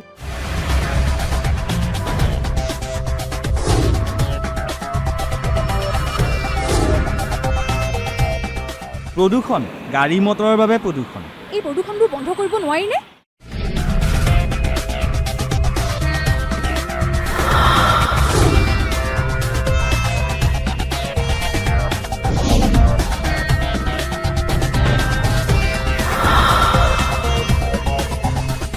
বহু পৰিমাণে কমাব পৰা যায় এই প্ৰদূষণে কম ক্ষতি কৰিছেনে বাৰু সেই কথা আমি নিজে নুবুজিলে কোনে বুজাব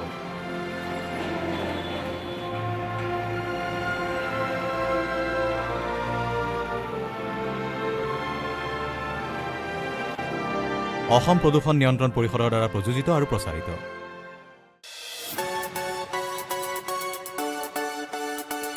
ৰঙাপাৰাবাসীৰ বাবে সুখবৰ আপুনি যদি দুচকীয়া বাহন ক্ৰয় কৰিব বিচাৰিছে তেন্তে এতিয়াৰ পৰা আৰু চিন্তাৰ কোনো প্ৰয়োজন নাই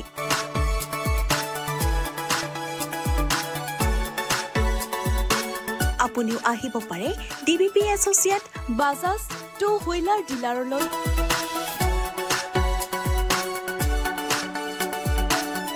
আমাৰ ঠিকনা হৈছে ৱাৰ্ড নং ৮ ঠাকুৰবাৰী ৰোড ডাকঘৰ ৰঙাপাৰা জিলা শোণিতপুৰ অসম আমাৰ যোগাযোগ নম্বৰ হৈছে 9435707133 আৰু 9707967285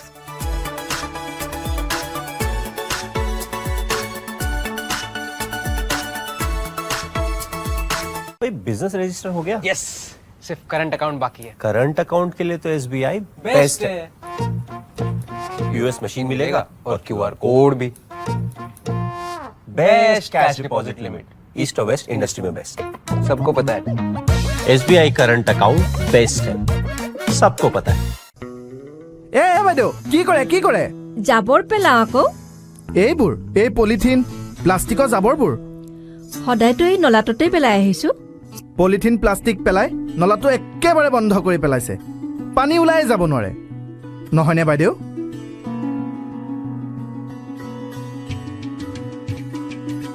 ৰ'ব বাইদেউ ৰ'ব 1 মিনিট ৰ'ব আপুনি জানেনে পলিথিন প্লাষ্টিক পানীত নগলে মাটিটো মিলি নাযায় আপোনালোকে সেইবোৰ নলাত পেলায় আৰু গুট খাই নলাটো বন্ধ হৈ যায় হ'ব আৰু নেপেলাও দিয়ক জ্বলায়ে দিম আৰু বেছি বেয়া হ'ব জ্বলালে বায়ু বিষাক্ত হ'ব তেনেহলে কি কৰিম জাবৰ নিবলৈ অহা নাইবা ফেৰিৱালাক দি দিব তেওঁলোকে কাৰখানাত বেচিব আৰু কাৰখানাত নতুন বস্তু বনাব বুজিলেনে বুজিলো প্লাষ্টিক পলিথিন যতে ততে নেপেলাব আৰু নজ্বলাব নিবলৈ অহা মানুহকে দি দিবচোন 2 পইচা পাব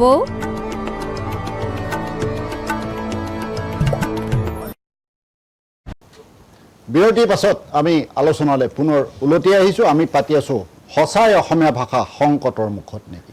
কিছুমান কথা আমি লক্ষ্য কৰোঁ।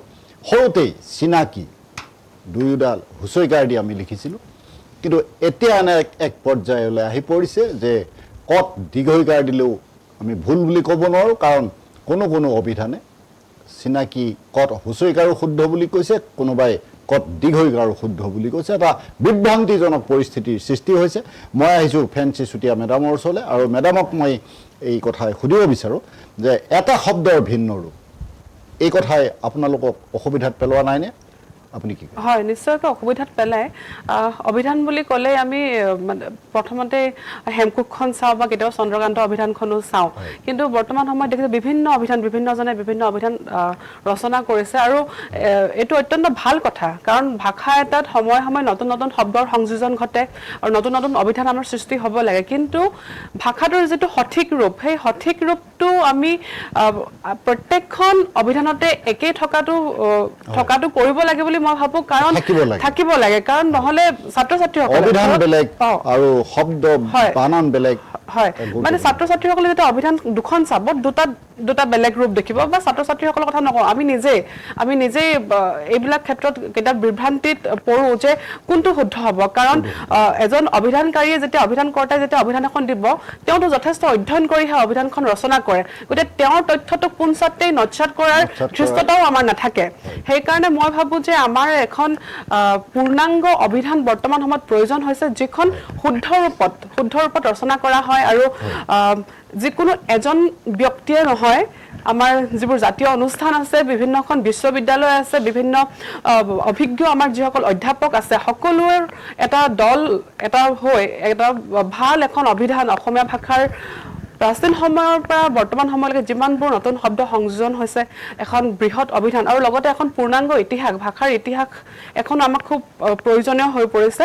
মই ভাবোঁ নতুনকৈ এখন ৰচনা কৰাৰ সময় আহি পৰিছে। গুৰুত্বপূৰ্ণ কথা কৈছে চুতীয়া মেডামে, মই তেখেতক ধন্যবাদ জনাইছোঁ। আৰু এটা কথা আমিও লক্ষ্য কৰোঁ যে পৃথক অভিধান আৰু পৃথক বানান, এই দুইটা সমস্যাক লৈ আমাৰ অসমীয়াৰ যিসকল ছাত্ৰ ছাত্ৰী, এইসকল সমস্যাত পৰিছে। অকল ছাত্ৰ ছাত্ৰী নহয়, আমিও সমস্যাত পৰোঁ এই কাৰণে যে কোনটো বানান শুদ্ধ, কোনটো বানান অশুদ্ধ, সেই কথা নিশ্চিত হ'বলৈ কোনো তথ্য আমাৰ হাতত নাই। এনেধৰণৰ সমস্যাবোৰ হৈছে। মই আমাৰ সবিতা দেৱী মেডামক সুধিব বিচাৰিছোঁ যে এই ভাষা সৰলীকৰণ কৰিবলৈ যাওঁতে এনেধৰণৰ অসুবিধাবিলাক হোৱা নাই যে, আপুনি কি কয়? ভাষাটো জীয়াই ৰাখিবৰ কাৰণে মই কৈছোঁ যে সকলোৱে চিন্তা কৰিব লাগিব। আৰু ভাষাত আমি আমাৰ লক্ষীৰাম বৰুৱা সদনতে এখন সভা দিছিলোঁ, তেতিয়া তাত এজন ৰাজ্যপাল ধৰণৰ তেনেকুৱা বিষয়ক মাতিছিল।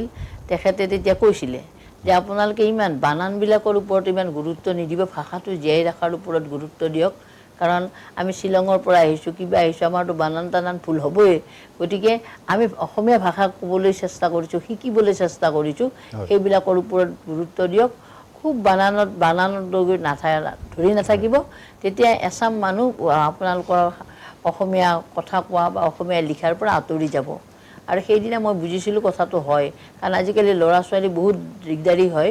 আৰু শ্ৰদ্ধাঞ্জলি বানানটো সেইদিনা মই দেখিছোঁ এঠাইত বৰ ডাঙৰ জেগাত, মই জেগাটোৰ নাম নকওঁ, তাত জুবিনৰ হেৰিটোৰ ফটোখনৰ তলত শ্ৰদ্ধাঞ্জলি বানানটো দীৰ্ঘইকাৰ দি থৈছে।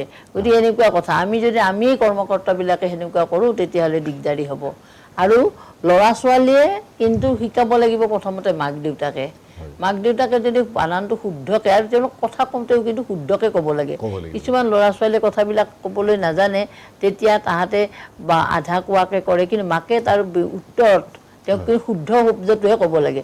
ল'ৰা ছোৱালীয়ে আধা কোৱা যিটো আধা ফুটা কথা কয়, যেতিয়া আমি তাক শুদ্ধ কৰি কৈ থাকোঁ, তেওঁ কিন্তু শুদ্ধ শিকিব, কাৰণ ল'ৰা ছোৱালীয়ে মাককহে অনুকৰণ কৰে খুব। গতিকে এইটো বৰ ডাঙৰ কথা। আৰু শিক্ষক, মই আৰু এবাৰ কৈছোঁ যে স্কুলীয়া শিক্ষকবিলাকে সৰু যিবিলাক আমাৰ বুনিয়াদী যিবিলাক বিদ্যালয় আছে, প্ৰাথমিক বিদ্যালয়, সেই বিদ্যালয় শিক্ষকসকল খুব হ'ব লাগিব, সচেতন হ'ব লাগিব। আৰু তেওঁলোকক কিন্তু মাজে মাজে এনেকৈ দি থাকিব লাগিব যে তেওঁলোককো ট্ৰেইনিং দিব লাগে। কিয় লাগে যে নহ'লে তেওঁলোকে বহুতে কিন্তু নাজানে, প্ৰশিক্ষণৰ খুব আৱশ্যক। বহুত শিক্ষকক মই দেখিছোঁ তেওঁলোকে বানান ভুলকৈ লিখে, ভুলকৈ শিকায়, আৰু আনকি কিছুমান গাৰ্জেনে যেতিয়া তেওঁলোকক কয় যে আপোনালোকে এইটো কিয় কৰিছে, তেতিয়া আকৌ সেইটো কথাত বেয়া পায়। সেনেকৈ অভিভাৱকসকলে ভয়তে কিছুমান কথা নকয়। আৰু এটা মই আপোনাক এটা কথা কওঁ যে আমাৰ মানে ভাষাটোৰ ওপৰত যে কেনেকুৱা অইন দেশত, ভাৰতবৰ্ষৰ বেলেগ বেলেগ ঠাইত যে ভাষাটোৰ প্ৰতি মানুহৰ কিমান মৰম সচেতন। আমি এবাৰ আমাৰ ডক্টৰ প্ৰণৱানন্দ ৰাজবংশী ছাৰ যেতিয়া আমাৰ সভাপতি হৈছিল, তেতিয়া মই উপসভাপতি হৈছিলোঁ জিলাত, তেতিয়া তেওঁ মানে কৰিছিল যে ফলকবিলাক যে নাম মানে ফলকবিলাক সেইবিলাক মানে মচি দিছিল মানে আলকাট্ৰা লগাই দেই। তেতিয়া সেইবাৰ আমাৰ ডিচিৰ লগত মাহে মাহে আমাৰ একোখন মিটিং হয়, মানে গোটেই মানে গুৱাহাটীৰ যিবিলাক অফিচাৰ সেইবিলাক লগ হৈ মিটিং হয়। তেতিয়া সেই মিটিংবিলাকত আমি গৈছিলোঁ, যাওঁতে মই এখন কাগজ দিছিলোঁ যে এইবাৰ মানে এই ভাষাটোৰ ওপৰত ফলকবিলাক মানে অসমীয়াত লিখিব লাগে এইটো কথা। তেতিয়া ছাৰে এনেকৈ পঢ়ি চাইছে, যিখন এমপ্লয়মেণ্টৰ পৰা দিছে, মোক মাতি নিলে, মাতি নি পেলাই ক'লে এইখন আপুনি কিয় দিলে? মোৰো ছাৰ এইখন আমি সাহিত্য সভাটো আমি আলোচনা কৰিছোঁ, মানুহে কথা ক'লে নুশুনে, আপোনাৰ ডিচিৰ পৰা যেতিয়া এখন কাগজ যাব সকলোৱে কথাটো মানিব। তেতিয়া তেখেতে কৈছে, হাঁহিছে, কৈছে অসমীয়া ভাষাৰ ইমান দুৰৱস্থা হ'লনে? অসমীয়াতে কৈছে, কিন্তু তেওঁ তামিল মানুহ, আংগামাথুৰ ছাৰ। তেতিয়া মোক কৈছে যে আমাৰ তালৈ যাওকচোন, তামিলত আমাৰ মানে হেৰিলৈ যাওক, আমি তামিল ভাষাতকৈ বেলেগ ভাষা নকওঁ, আৰু তামিল ভাষা ৰক্ষা কৰিব লাগে বুলি মই ক'ব নালাগে, সভাপতিয়েও ক'ব নালাগে, অসম সাহিত্য সভাৰ ডিচিও ক'ব নালাগে, সকলোৱে মানুহে জানে যে নিজৰ ভাষাটো ৰক্ষা কৰিব লাগে। গতিকে বাইদেউ এইটো আপোনালোকে সচেতন হওক, সকলো যাক, ইয়াততো গোটেইখিনি অসমীয়া মানুহ, মই আপোনালোকক তেওঁ কৈছে তেওঁৰ ফালৰ পৰা যে এই বাইদেউৰ কাগজখন পাই মই দুখ লাগিছে, আৰু আপোনালোকলৈ দুখ পাইছোঁ যে আপোনালোকে এই কথাত সচেতন হওক। তেতিয়া মই এই কথাটো বহুত জেগাত কৈছোঁ, আৰু মই সেইদিনাৰ পৰা যথেষ্ট সচেতন, আৰু ময়ো বিচাৰোঁ যে ভাষা সাহিত্যৰ উন্নতি হওক। এইটো সাহিত্য সভাৰ নালাগে, নিজে ভাবিব লাগিব, আৰু এটা বাতাবৰণ আমি সৃষ্টি কৰিব লাগিব। অভিভাৱকবিলাকে বা আপোনালোকৰ নিচিনা এই চেনেলবিলাকে আপোনালোকৰ যোগেদিও বহুত কথা বাহিৰলৈ যায়, সুন্দৰ কথাবিলাকেৰে মানুহে বহুত প্ৰভাৱিত হয়। মই যথেষ্ট ভাল পাইছোঁ আপোনালোকৰ এই আজি আলোচনাটো। আপোনাক ধন্যবাদ জনাইছোঁ। এক মিনিট মই এটা কথা কওঁ, আপুনি ভাষাৰ সৰলীকৰণৰ কথা ক'লে কাৰণে মোৰ হঠাৎ মনলৈ কথা এটা আহিলে। আচলতে ভাষাটোক মই এতিয়া সৰলীকৰণ কৰা হৈছে বুলি নাভাবোঁ, ভাষাটো এতিয়া জটিলহে হৈছে। ভাষাটো সৰল আছিলে প্ৰাচীন সময়ত। আপুনি প্ৰাচীন সাহিত্যবোৰ চালে, ছাৰে ইতিমধ্যে কৈছে যে আমাৰ হ্ৰস্বৰ দীৰ্ঘকাৰৰ যি প্ৰয়োগ, সেই প্ৰয়োগৰ পাৰ্থক্যহীনতা আছিলে প্ৰাচীন সাহিত্যত। তালব্যাস, মূৰ্ধন্যাস, দন্ত্যাসৰ ব্যৱহাৰৰ যাদৃচ্ছিক প্ৰয়োগ দেখিছিলোঁ আমি, কিন্তু এতিয়া তালব্যাসৰ ঠাইত যদি দন্ত্যাস প্ৰয়োগ কৰোঁ, তেতিয়াহ'লে আমাৰ এটা ভুল, আমি ব্যাকৰণগত ৰীতি নীতিৰ ভুল বুলি নিশ্চয়কৈ আমি ভুল বুলি কওঁ, বা দন্ত্যায়ন মূৰ্ধন্যনৰ উচ্চাৰণৰ ক্ষেত্ৰত আমাৰ কোনো পাৰ্থক্য নাই, কিন্তু আমি আৰু প্ৰাচীন সাহিত্যত লিখিত ৰূপতো তাৰ কোনো পাৰ্থক্য নাছিলে, কিন্তু এতিয়া আমি পাৰ্থক্য লিখিত ৰূপত আমি কিছুমান সংস্কৃতৰ ৰীতি নীতি, ব্যাকৰণগত ৰীতি নীতি আমি সংযোগ কৰি অসমীয়া ভাষাটো আমি জটিলহে কৰিছোঁ। মই ভাবোঁ সৰলীকৰণ কৰা হোৱা নাই, সৰল আগতে আছিলে, প্ৰাচীন অসমীয়া ভাষাটো সৰল আছিলে। এতিয়া কথা হৈছে চাব, এতিয়া আমি ভাষাৰ ভুল বুলি কৈ আছোঁ বাৰে বাৰে, কিন্তু ভাষা কোনটো বানান শুদ্ধ সেই কথাটো আমিতো এটা সিদ্ধান্তত আহিব পৰা নাই। এতিয়া মইতো ছাত্ৰ, তেওঁ ছাত্ৰ, স্কুলৰ ছাত্ৰ, কলেজৰ ছাত্ৰ, তেওঁলোকক আমি কেলে দোষ দি আছোঁ আপোনাৰ? আপুনি চাব, মই এটা উদাহৰণ একদম প্ৰেক্টিকেল, মই নিজে কথা দেখা। গোলচন্দ্ৰ গোস্বামী ছাৰ, তেখেতে শ্বহীদ বানানটো তালে হত তলত ব দিব, শ্বহীদ হত দি পেলাই তালে হত তলত ব এটা দিব, শ্বহীদ, সেইটো। কিন্তু উপেন গোস্বামী ছাৰে যেতিয়া হাঁহিছে বুলি বানান তেওঁ লিখিবলৈ নাজানে আপোনাৰ। এইটো শব্দ আহিছে পাৰ্চিয়ান ভাষাৰ পৰা, গতিকে পাৰ্চিয়ান ভাষাৰ শব্দ তালে বহত তলত ব কেলে দি আছোঁ আপোনাৰ? আমি পাৰ্চিয়ান শব্দটাকে সংস্কৃতাইজেশ্যন কৰিব গৈ আছোঁ নেকি আপোনাৰ? সেনেকৈ কৈছে আপোনাৰ।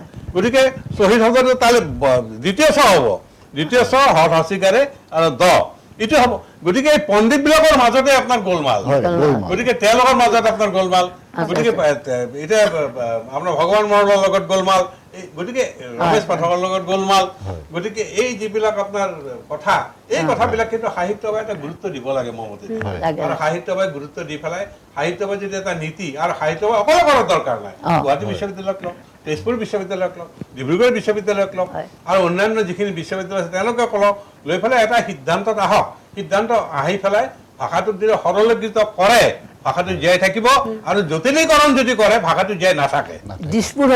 গুৰুত্বপূৰ্ণ কথা কৈছে পাঠক ছাৰে, আৰু ছাৰৰ মুখৰ পৰা এই কথা ওলাইছে যে আমাৰ পণ্ডিতসকলৰ যদি মতৰ এনেদৰে অমিল হৈ থাকে, আমাৰ ভাষা সংকটৰ মুখলৈ যোৱাটো অতিকে নিশ্চিত কথা কাৰণ পুৰণা দিনৰ পৰাই এনেধৰণৰ বিতৰ্কবিলাক চলি আছে বৰ্তমানো অব্যাহত আছে এটা গুৰুত্বপূৰ্ণ কথা কৈছে পাঠক চাওক মই এইখিনিতে আৰু এটা কথা সুধিব বিচাৰোঁ যে মই খন্তেক আগতে এই কথা কৈছোঁ পৃথক অভিধান পৃথক বানান এই ঘটনাটোৱে আমাৰ ছাত্ৰ ছাত্ৰী আমাৰ বিভিন্ন অফিচৰ কাৰ্যালয়ৰ কৰ্মচাৰীক বিপদত পেলাই বিশেষকৈ আমাৰ সংবাদ মাধ্যমৰ মানুহ সাংঘাতিক ধৰণে বিপদৰ সন্মুখীন হয় প্ৰত্যেকটো কাৰ্যালয়তে যদি বেলেগ বেলেগ অভিধান থাকে প্ৰত্যেকৰে বানানবিলাক বেলেগ বেলেগ হয় এটা গুৰুত্বপূৰ্ণ কথা ছাৰ এই সমস্যাৰ কেনেকৈ সমাধান কৰা যায় নহয় এতিয়া কথাটো হৈছে কি অভিধান আমাক লাগিবই মই হেমককখন ভুল বুলি কোৱা নাই চন্দ্ৰকান্তখন ভুল বুলি কোৱা নাই পৰিৱৰ্তনটো হৈ আছে আপোনাৰ সামাজিক পৰিৱৰ্তন সাংস্কৃতিক পৰিৱৰ্তন মানুহৰ নিডছ আৰ চেঞ্জিং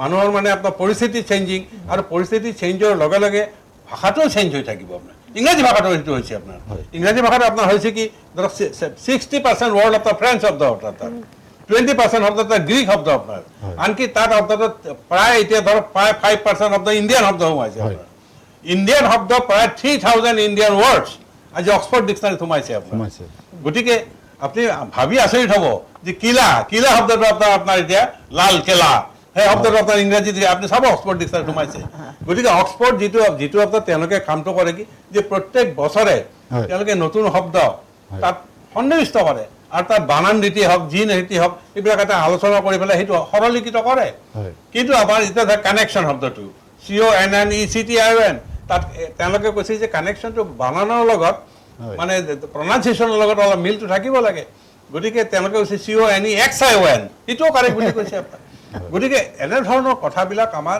থাকিব লাগে আৰু এতিয়াতো ইংৰাজী ভাষাটো আৰু সহজ হৈছে আপোনাৰ ইনভিটেশ্যনটো আকৌ ইনভাইট শব্দটো কৈ দিয়ে আপোনাৰ চাব দেই চাব গতিকে এনেধৰণৰ এটা দৃষ্টিভংগী যে আমি ভাষাটো সৰলীকৃত কৰিব লাগে বা মানুহে যাতে ভাষাটো ব্যৱহাৰ কৰিব পাৰে গতিকে সেই কথা আমেৰিকানবিলাকেতো কৰিছেই আমেৰিকানবিলাকে কৈছে কি যে কম্পিউটাৰত আপোনাৰ the food problem of India তাত ডিটোৰ কি প্ৰয়োজন আছে তাত সেইবুলি কৈছে আমেৰিকানবিলাকে the food problem of India ব্ৰিটিছবিলাকে এনেকৈ লাগে the food problem of India তাতে ডেফিনেট আৰ্টিকেলটোৰ কি প্ৰয়োজন আছে আপোনাৰ ফুড প্ৰব্লেম অফ ইণ্ডিয়া বুলি দিলে দাটো কিয় দিয়ে আপোনাৰ গতিকে এইবিলাকক সৰলীকৃত কৰাৰ এটা প্ৰচেষ্টা সেই প্ৰচেষ্টা কিন্তু আমাৰ অসমৰ সাহিত্য সভাৰ ক্ষেত্ৰত আমি দেখা নাই গুৱাহাটী বিশ্ববিদ্যালয়ৰ ক্ষেত্ৰতো দেখা নাই বা অন্যান্য সংগঠনবিলাকৰ ক্ষেত্ৰতো দেখা নাই আমি যৌথভাৱে বহিব লাগে মহম্মদে বহি পেলাই যদি আমি আলোচনা কৰোঁ সৰলীকৃত হৈ যাব আপোনাৰ সেই কথাটো মই বিশ্বাস কৰোঁ গতিকে ভাষাৰ ছাত্ৰ হিচাপে যিহেতু লং চাউণ্ড শ্বৰ্ট চাউণ্ড এই বহুতবিলাক কথা আছে আপোনাৰ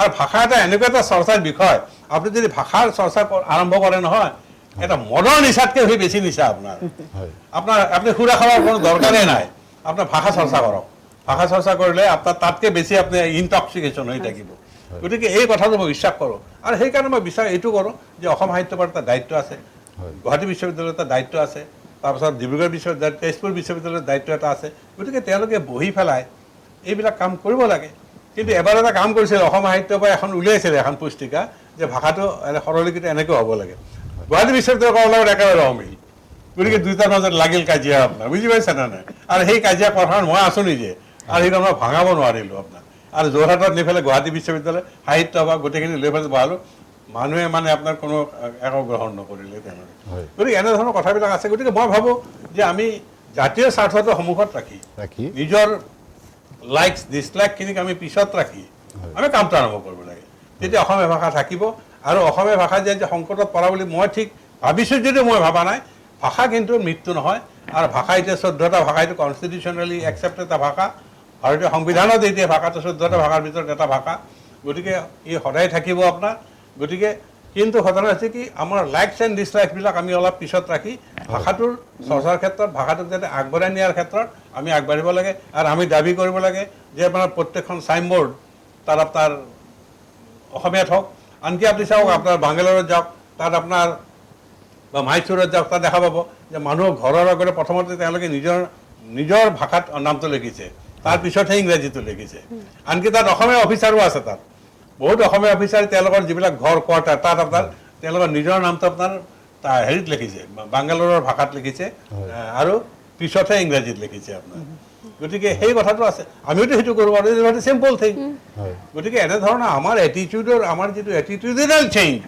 date has to be worked out আমি সেইটো যদি আমি ৱৰ্ক আউট নকৰোঁ তেতিয়াহ'লে অসমীয়া ভাষা নাথাকে। কিন্তু অসমীয়া ভাষা নিজৰ শক্তি এটা আছে, কিন্তু এইটো কথা ঠিক আছে আছে নিজৰ এটা শক্তি আছে অসমীয়া ভাষাত, যিটো শংকৰদেৱৰ ভাষা হয়, যিটো মাধৱদেৱৰ ভাষা হয়। গতিকে এই ভাষা কেতিয়াও আপোনাৰ মৰি নাযায়, খালি আমি কেৱল তাক ৰক্ষণাবেক্ষণ দিব লাগে, দি পেলাই আমি তাক আগবঢ়াই নিব লাগে। হয়, গুৰুত্বপূৰ্ণ কথা কৈছে ডক্টৰ পাঠক ছাৰক মই ধন্যবাদ জনাইছোঁ। আমাৰ অনুষ্ঠানৰ সময় চমু চাপি আহিছে, কেইটামান মিনিটৰ পাছতে আমি অনুষ্ঠানৰ পৰা বিদায় ল'ম।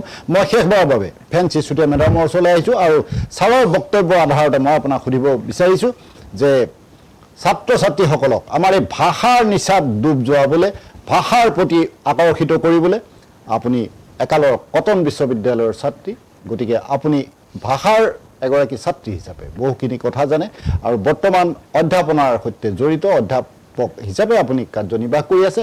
আপোনাৰ দৃষ্টিৰে আপোনাৰ কেনেধৰণৰ উপদেশ আছে বা কেনেধৰণৰ পদক্ষেপ লোৱাটো উচিত বুলি আপুনি ভাবে? প্ৰথম কথাটো হ'ল যে আমি জাতীয় যিটো আমাৰ চেতনা, সেই চেতনাটো বৃদ্ধি কৰিবই লাগিব আৰু ভাষিক প্ৰীতি, সেই প্ৰীতিটো যিটো আমি কৈছে অনীহা, ভাষাটোৰ প্ৰতি এটা অনীহা আমি দেখিবলৈ পাওঁ, সেই অনীহা দূৰ কৰিব লাগিব। এতিয়া মই এটা আপোনাক উদাহৰণ দিওঁ। তামিল ভাষা ভাৰতৰ প্ৰথমটো ধ্ৰুপদী ভাষা। তামিল ভাষাৰ ভাৰতৰ বিভিন্ন বিশ্ববিদ্যালয়ত তামিল ভাষা অধ্যয়নৰ বাবে সুবিধাটো আছে।